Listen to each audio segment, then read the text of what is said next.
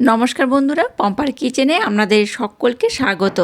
আজ আমি অপূর্ব স্বাদের একটা চকলেট কেকের রেসিপি আপনাদের সাথে শেয়ার করব।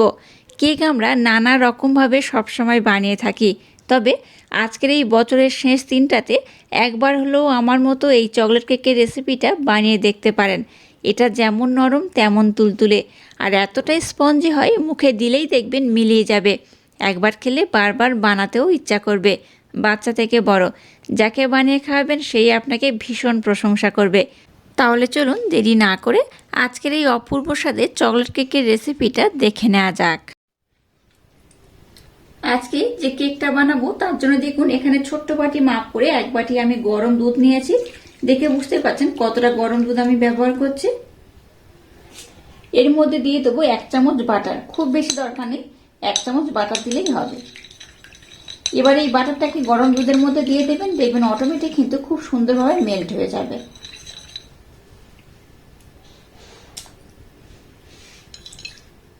বাটারটা দেওয়ার পর দুধের সাথে বাটারটাকে এইভাবে একটু নাড়াচাড়া করে নেবেন, তাতে করে দেখবেন বাটারটা খুব সুন্দরভাবে মেল্ট হয়ে যাবে।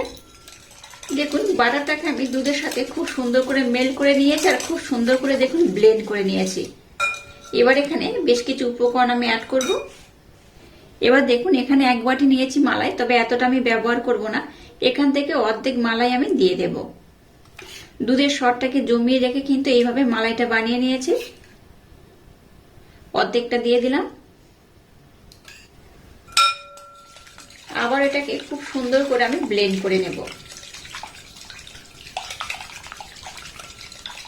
আর আজকে যে কেকটা বানাবো তার জন্য এখানে নলেন গুড় ব্যবহার করব। এখানে কিন্তু চিনি বা মিছরি ব্যবহার করব না। ছোট্ট বাটির মাপ করে 1 বাটি নলেন গুড় দিয়ে দিলাম। একদম ইউনিক পদ্ধতিতে আজকের এই কেকটা বানাবো, আশা করছি আপনাদের ভীষণ ভালো লাগবে। দেখুন কালারটা একদম চেঞ্জ হয়ে গেছে। আর এই গুড়ের সিজনে গুড় দিয়ে কেক না বানালে ভীষণ মিস করবেন। একবার হলো এইভাবে বানিয়ে দেখবেন, অপূর্ব দেখতে লাগে। শুধু দেখতে নয়, খেতে হয় অসাধারণ। তো যাই হোক, সমস্ত উপকরণ দেখুন খুব সুন্দর করে আমি ব্লেন্ড করে নিয়েছি। এবার একটা ছাঁকনি নিয়ে নিলাম। এর মধ্যে গমের আটা দিয়ে দেবো এই কাপের মাপ করে 1 কাপ। যে বাটির মাপ করে দুধ আর গুড় ব্যবহার করেছি সেই বাটির মাপ করে 2 বাটি গমের আটা। এটা যেহেতু বড় কাপ তাই আমি দেখিয়ে দিলাম। ওই বাটির মাপ করে 2 বাটি গমের আটা হলে যেমন হয় ঠিক সেই আটাটা আমি ব্যবহার করলাম।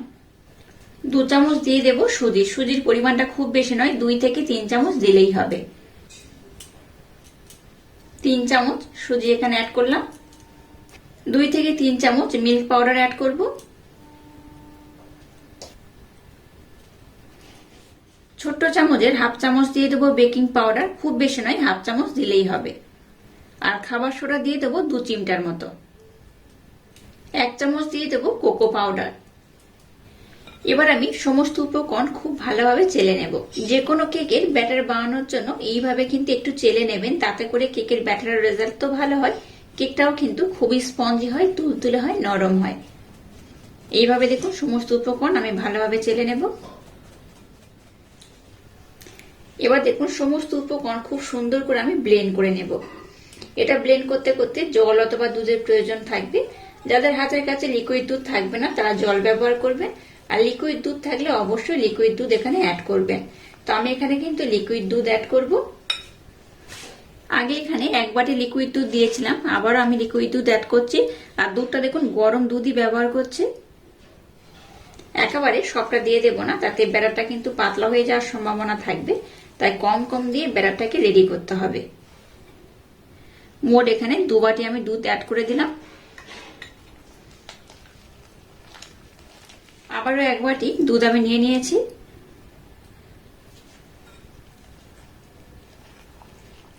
আচ্ছা, এখানে বলে রাখি আমি মিষ্টির জন্য গুড় ব্যবহার করলাম। আপনারা চাইলে কিন্তু চিনি কিংবা মিছরিও ব্যবহার করতে পারেন, তবে চেষ্টা করবেন গুড় দিয়ে এই কেকটা বানানো, তাতে করে কেকের স্বাদটা কিন্তু দ্বিগুণ বেড়ে যাবে। চিনি কিংবা মিছরি দিয়ে আমরা কিন্তু সবসময় যে কোনো ধরনের কেক বানিয়ে থাকি, তবে এই গুড়ের সিজনে গুড় দিয়ে একবার হলো কেকটা বানিয়ে দেখবেন, একদম আলাদা খেতে হয়। এখানে যেহেতু 2 থেকে 3 চামচের মতো সুজি ব্যবহার করেছি, তাই কিন্তু রেস্টে রাখার দরকার নেই। সুজির পরিমাণটা যদি আমি বেশি ব্যবহার করতাম তাতে করে মিশ্রণটাকে আমি রেস্টে রেখে দিতাম। যেহেতু আমি 2 থেকে 3 চামচের মতো ব্যবহার করেছি, তাই এটাকে কিন্তু আর রেস্টে রাখার দরকার নেই। এই ব্যাটারটাকে রেডি করে নিলেই হবে। আবারও হাফ বাটি লিকুইড দুধ দিয়ে দিলাম। মোট এখানে এই বাটির মাপ করে 3.5 বাটি দুধ আমি ব্যবহার করলাম।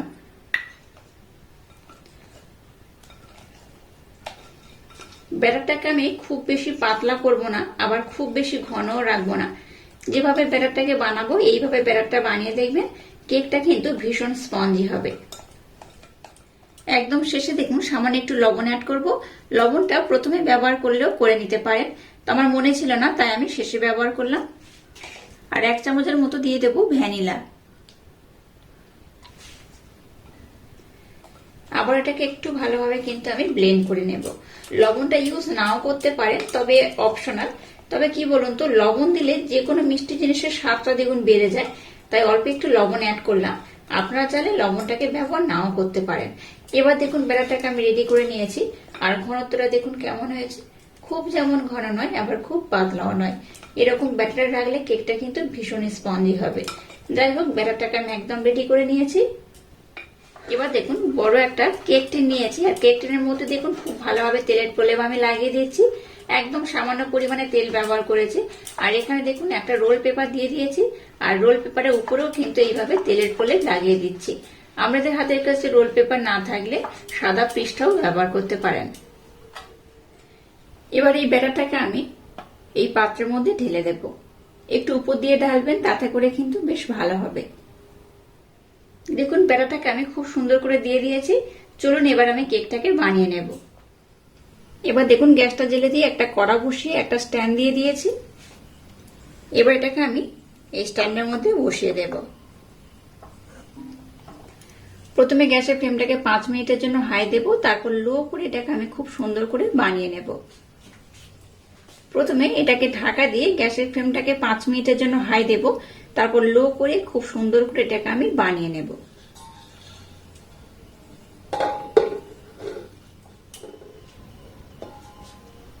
দেখুন কত কম ব্যাটার দিয়েছিলাম আর কতটা ভরে গেছে। এবার দেখুন একটা এরকম বড় কাঠের স্টিক নিয়েছি, এটার মাধ্যমে আমি আপনাদের দেখিয়ে দেব কেকটা হয়ে গেছে কিনা। এই দেখুন স্টিকের মধ্যে দেখুন কিচ্ছু লেগে নেই, তার মানে কিন্তু কেকটা খুব ভালোভাবে হয়ে গেছে। এবার আমি গ্যাসটাকে বন্ধ করে দিলাম। এটা হতে খুব বেশি সময় লাগেনি, 25 থেকে 30 মিনিট মানে আধা ঘন্টা সময় দিতেই কিন্তু কেকটা খুব ভালোভাবে রেডি হয়ে গেছে। যাক, এবার এটাকে আমি ঠান্ডা করে তারপর আমি আপনাদের দেখাবো কেকটা কত সুন্দর হয়েছে। আর ততক্ষণে আরেকটা কাজ কমপ্লিট করতে হবে, চলুন সেটাকে আমি করে নেব।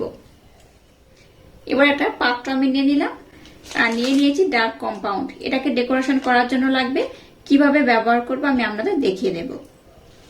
এবার এই ডার্ক কম্পাউন্ড এইভাবে কিন্তু একটু টুকরো টুকরো করে আমি ভেঙে নেব।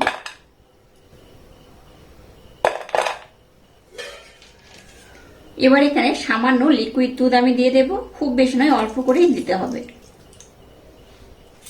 এবার গ্যাসটা জ্বেলে দিয়ে একটা কড়া বসিয়ে তার মধ্যে জল দিয়েছি। এবার এই বাটিটাকে আমি জলের মধ্যে বসিয়ে দেব। গ্যাসের ফ্লেমটাকে হাই দেবেন না, লো করে এইভাবে একটু নাড়াচাড়া করবেন, দেখবেন অটোমেটিক কিন্তু ডার্ক কম্পাউন্ড একদম মেল্ট হয়ে যাবে।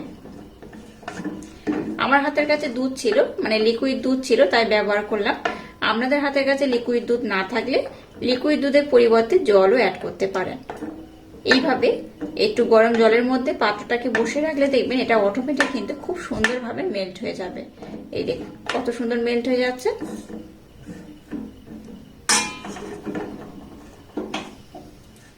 দেখুন চকলেটটাকে আমি কত সুন্দর করে মেল্ট করে নিয়েছি, দেখে বুঝতেই পারছেন। এইভাবে কিন্তু সুন্দর করে মেল্ট করে নিতে হবে, তাতে করে ডেকোরেশন করতে খুব সুবিধা হবে। তো চলুন এবার আমি নেক্সট স্টেপ আপনাদের সাথে শেয়ার করব।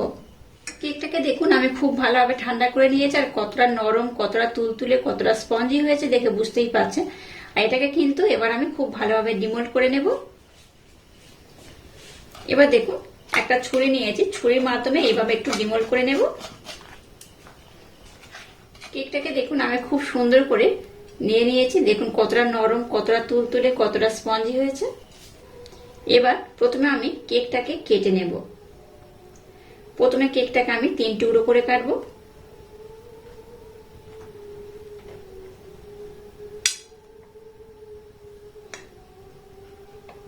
কেকটাকে দেখুন আমি 3 টুকরো করে কেটে নিয়েছি, আবারও কাটবো। তার আগে আপনাদের দেখিয়ে দিচ্ছি দেখুন কতটা নরম, কতটা তুলতুলে, কতটা স্পঞ্জি হয়েছে। আপনারা চাইলে কিন্তু এইভাবে অবশ্যই একবার ট্রাই করবেন। আর আপনারা চাইলে এখানে ময়দা দিয়েও বানাতে পারেন। তো আমি একটা হেলদি কেকের রেসিপি আপনাদের সাথে শেয়ার করেছি, তাই কিন্তু এখানে আমি আটা ব্যবহার করেছি। এটাকে আবার আমি 4 টুকরো কিংবা 3 টুকরো করে নেব। এইভাবে খুব সুন্দর করে দেখুন কেকটাকে আমি কেটে নিয়েছি আর কতটা সুন্দর হয়েছে।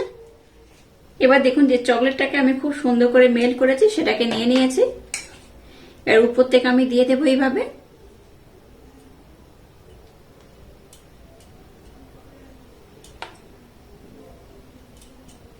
আমার মতো একবার হলো এই কেকটা বানিয়ে দেখবেন, অপূর্ব দেখতে লাগে। দেখতে শুধু নয়, খেতেও কিন্তু অপূর্ব, অসাধারণ। একবার খেলে বারবার বানাতে ইচ্ছা হবে।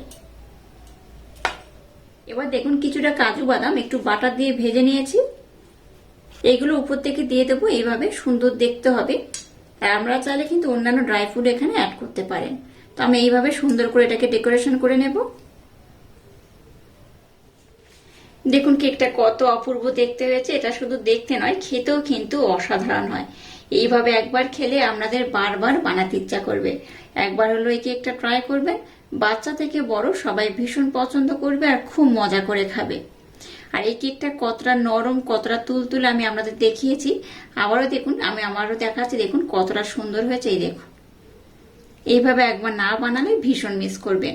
আর আজকের এই অপূর্ব স্বাদের চকলেট কেকের রেসিপিটা যদি আপনাদের ভালো লাগে তাহলে চ্যানেলটাকে লাইক, শেয়ার, কমেন্ট এবং সাবস্ক্রাইব করবেন। আর পাশে থাকা বেল আইকনটা প্রেস করে দেবেন। তাহলে টাটা, আবার দেখা হচ্ছে নতুন কোনো রেসিপি নিয়ে।